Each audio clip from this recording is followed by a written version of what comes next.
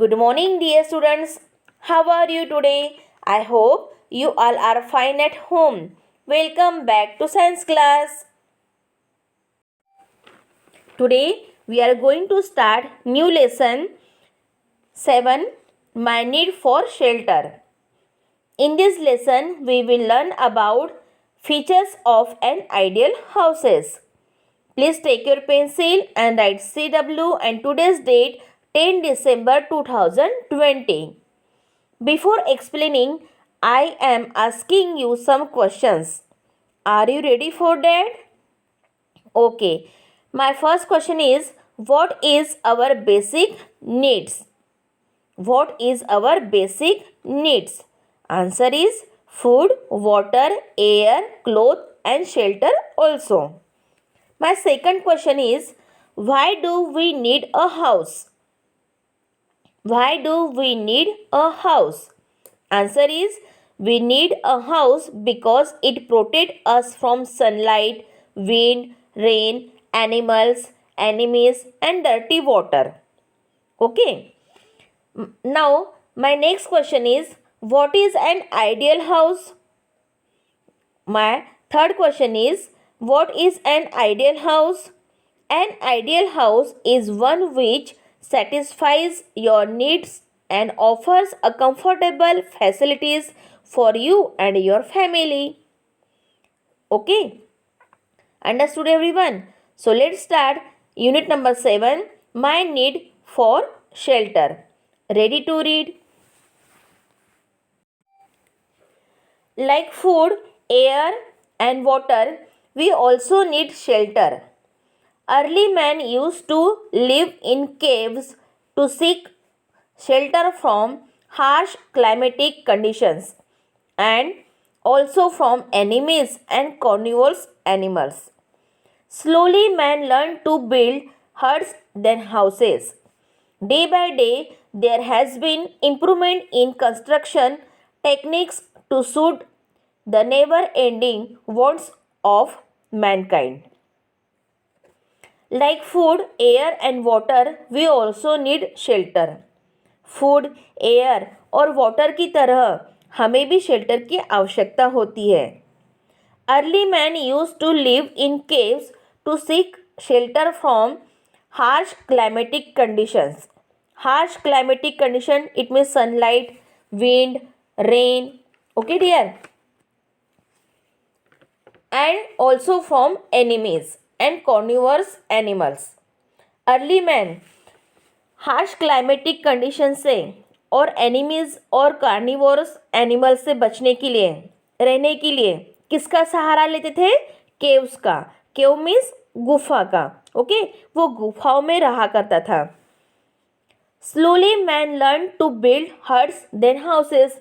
धीरे धीरे मनुष्य ने हट्स, झोपड़ियों का और फिर हाउसेस का निर्माण करना सीखा उसने, मतलब घर का कंस्ट्रक्शन करना सीख लिया. Day by day there has been improvement in construction techniques. Construction techniques मतलब जो हाउसेस का उन्होंने निर्माण किया है. ओके, पहले तो उन्होंने हट्स बिल्ड किया, उसके बाद हाउसेस बिल्ड किए. धीरे धीरे उस हाउसेस में डिफरेंट टाइप्स के उन्होंने हाउसेस का कंस्ट्रक्शन किया. So construction techniques. फिर दिन प्रतिदिन मानव जाति की कभी ना खत्म होने वाली इच्छाओं के अनुसार उन्होंने कंस्ट्रक्शन टेक्निक्स के में इम्प्रूवमेंट किया. N ideal house should have the following. एक आदर्श घर कैसे होना चाहिए, उसमें क्या क्या फैसिलिटीज़ होनी चाहिए. तो यहाँ पे कुछ पॉइंट्स क्लियर किए गए हैं जो नीचे दिए गए हैं. Okay, now first point, ventilation. By now we have all learned the importance of breathing in air which has oxygen. आप लोगों को सभी को पता है कि हमें ब्रीथिंग के लिए किसकी, कौन सी एयर की आवश्यकता है? ऑक्सीजन. ओके, अब तक हम सभी हवा में सांस लेने के लिए एयर का इम्पोर्टेंस जान चुके हैं, है ना, जिसमें ऑक्सीजन ये इम्पोर्टेंट है. Our house should have windows and ventilators to let in this fresh air. और यही फ्रेश एयर जो हमें ब्रीथिंग के लिए नीड है, ऑक्सीजन, ये कहाँ से आती है? विंडोज़ और वेंटिलेटर से. ओके, मतलब हमारे घर में इस फ्रेश एयर को आने के लिए विंडोज़ और वेंटिलेटर होने चाहिए. If we construct windows on opposite side then cross ventilation occurs. अगर हम अपोजिट साइड में विंडोज़ बनाते हैं तो क्रॉस में वेंटिलेटर चाहिए. ओके, वेंटिलेशन चाहिए. The impure air rich in carbon dioxide which breath out can leave and pure air can enter. जिससे क्या होगा, मतलब सबसे ज़्यादा जो इम्प्योर एयर है कार्बन डाइऑक्साइड, ओके, उसको हमें हम लोग उसे बाहर छोड़ते हैं और प्योर एयर क्या करते हैं? एंटर करते हैं. तो वो प्योर एयर एंटर होने के लिए हमारे घर किसकी आवश्यकता है? विंडोज़ की और वेंटिलेशंस की. मतलब कार्बन डाइऑक्साइड छोड़ सके और प्योर एयर एंटर कर सकें. Okay, have you ever set in a close room for a long time? क्या आप कभी भी लॉन्ग टाइम तक क्लोज रूम में बैठे हैं, बंद रूम में बैठे हैं? You will soon feel suffocated and will want to go out for a breath of fresh air. नहीं, आप जल्दी ही सफोकेट फील करोगे, घुटन सी महसूस करोगे और फ्रेश एयर के लिए जो हम ब्रीथ करते हैं उसके लिए आप क्या करना चाहोगे? बाहर जाना चाहेंगे. Yes.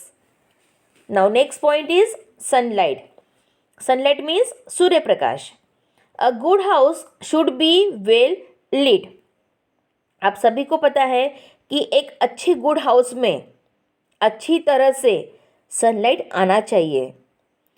The windows should allow sunlight to enter. और एंटर कहाँ से होगा? विंडोज से, डोर से. यस, विंडोज से सनलाइट एंटर होनी चाहिए. Sunlight keeps the house free from germs. Sunlight ये घर को जर्म्स से फ्री रखती है. We have already learned that our body prepares vitamin D in the presence of sunlight. आप सभी को पता है और हमने ऑलरेडी ये रीड कर चुके हैं, ये सीख चुके हैं कि हमारी बॉडी के लिए विटामिन डी की क्यों नीड रहती है? क्योंकि हमें कभी भी बोन डिसीजेस ना हो. ओके, तो हम लोगों ने ये भी सीखा है कि हमारी बॉडी सनलाइट की प्रेजेंस में विटामिन डी प्रिपेयर करती है. Okay, vitamin D helps our bones and teeth to develop properly. Vitamin D हमारी बोन्स और टीथ को अच्छे से डेवलप होने में मदद करती है. Deficiency of vitamin D causes a bone disease known as rickets. Vitamin D की कमी से बोन डिसीजेस होता है जिसे रिकेट्स कहा जाता है. Okay, now next third point is a courtyard and a garden. Courtyard means आंगन. An ideal house should have a courtyard and a garden outside the house. एक आइडियल हाउस में एक कोर्टयार्ड मीन्स आंगन और घर के बाहर में एक गार्डन होना चाहिए. The plants in the garden and the grass in the lawn provide a regular source of oxygen. मतलब गार्डन में प्लांट्स और लॉन में ग्रास होने का ऑक्सीजन का एक ये रेगुलर सोर्स है जो कि प्रोवाइड करते हैं. Childrens can play in the courtyard and breathe in pure air at the same time to remain healthy. और बच्चे आंगन में खेल सकते हैं और हेल्दी रहने के लिए उसी समय प्योर एयर में ब्रीथ कर सकते हैं जो कि हमें कहाँ से मिलती है? जो हम लोगों ने गार्डन में प्लांट्स लगाए हैं और लॉन के ग्रास से. ओके, जो ऑक्सीजन हमें प्रोवाइड कर सकती है. Now next the roof. Roof means छत. The roof of an ideal house has to be design according to the weather conditions. एक आइडियल हाउस को रूफ्स मतलब छत को वेदर कंडीशंस के अनुसार डिज़ाइन किया जाना चाहिए. High rainfall areas should have houses with sloping roofs. मतलब हैवी रेनफॉल जो होता है, मतलब जिस एरिया में होता है हैवी रेनफॉल वाले एरियाज में स्लोपिंग रूफ्स वाले घर होने चाहिए। The rain water from this roofs can be lead into a collection tank. इन रूप से रेन वाटर को एक टैंक में जमा किया जा सकता है। This is called rain water harvesting, और इसे रेन वाटर हार्वेस्टिंग कहा जाता है।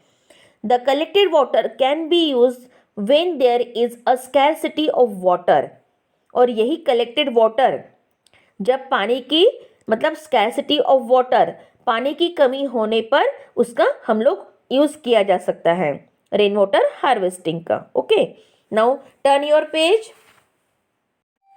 Now next point, verandas. Most often houses have verandas built around to help protect the rooms from the rain. अक्सर घरों में बारिश से रूम की सुरक्षा में मदद के लिए आसपास वरांडा बनाए जाते हैं। वरांडा मीन्स बरामदा। Shades should be built above the windows to keep out the rain. बारिश से बचने के लिए विंडोज़ के ऊपर शेड बनाए जाते हैं, जिससे बारिश को मतलब घर में जो अगर विंडोज़ ओपन रही और ऊपर शेड ना हो तो डायरेक्टली बारिश अंदर आ सकती है। Okay, next point is flooring. Floors in an ideal house should have slight slope towards the exit to drain out water from the floor. एक आइडियल हाउस में फ्लोर मीन्स फर्श से पानी बाहर निकलने के लिए थोड़ा स्लोप होना चाहिए। मतलब स्लोप होने के कारण क्या होगा, जो वाटर रहता है, जो स्टोर वाटर रहता है, वो अपने आप बाहर निकलने के लिए उसका हेल्प हो जाता है। Doors, double doors at the entrance are useful.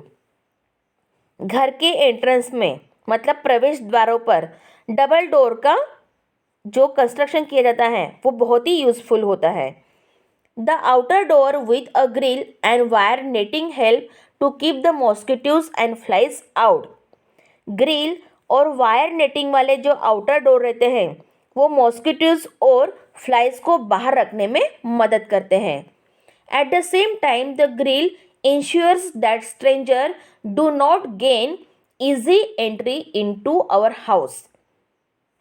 उसी समय ग्रिल इंश्योर करते हैं, मतलब एक श्योरिटी देते हैं, एक अलर्टनेस करते हैं कि कोई अजनबी हमारे घर में इजीली एंट्री ना करे। An ideal house should ensure safety from animals and thieves.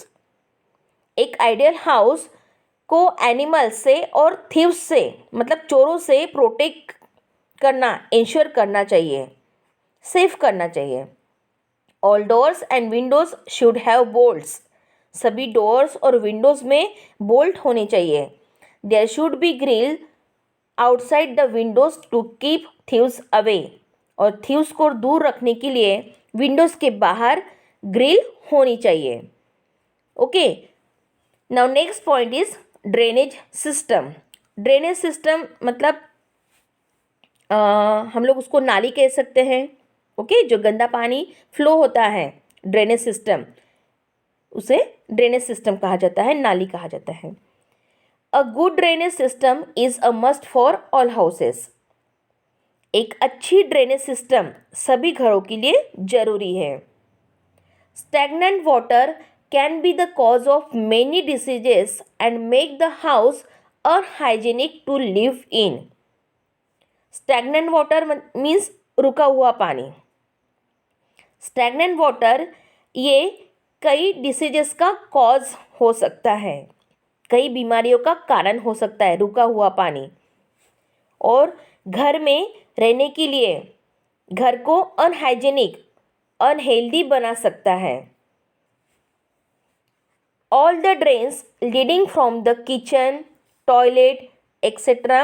should flow unhindered into the sewage tanks. Kitchen, toilet आदि से निकलने वाले सभी नालियों का पानी ये सेवेज टैंक में पहुंच जाता है। Covered pipes and drains are a must to keep the environment clean. आप सभी को पता है कि अगर घर की जो पाइप्स और ड्रेन्स हैं अगर उनको कवर नहीं रहा तो वहाँ पे गंदगी फैल सकती है और हम लोग मतलब डेंजरस डिसीजेस को क्या कर सकते हैं, बढ़ावा दे सकते हैं। तो हमेशा जो ड्रेन्स रहती है, ड्रेनेज सिस्टम जो रहता है वो कवर्ड चाहिए, ढका हुआ चाहिए।